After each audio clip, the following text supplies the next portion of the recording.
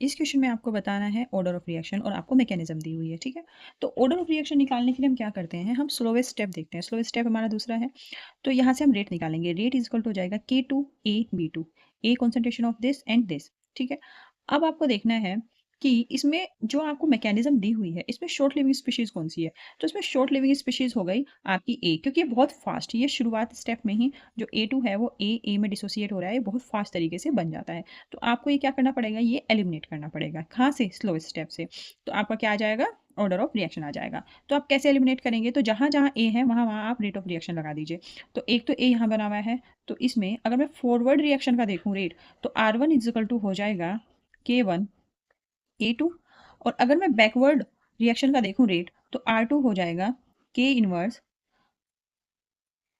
ए का स्क्वायर, क्योंकि यहाँ पे ए 2 बार बन रहा है, ठीक है। अब आपको पता है एट इक्विलिब्रियम पे ये दो जो रेट हैं वो दोनों सेम होते हैं। दैट मीन्स कि R1 इजिकल टू R2, या फिर आप कह सकते हो K1 A2 equal to K inverse A square. यहाँ से आपकी K1 अपॉन K इनवर्स आपका आ जाएगा ए स्क्वायर और A2। यहाँ से आप ए की कॉन्सेंट्रेशन निकाल लेंगे। ए की कॉन्सेंट्रेशन आपकी हो जाएगी K1 K इनवर्स, ठीक है, और यहाँ पे A2 और सिंस ये स्क्वायर है तो ये सब कैसा हो जाएगा, स्क्वायर रूट में हो जाएगा। तो ए की कॉन्सेंट्रेशन आ गई। अब इसकी वैल्यू मैं इसमें अगर पुट कर दूं तो मेरी रेट की इक्वेशन आ जाएगी फाइनली, जो स्लोएस्ट रेट है। तो K2 ए की जगह मैं ये पूरा टर्म लिख दूंगी K1 K इनवर्स, ठीक है।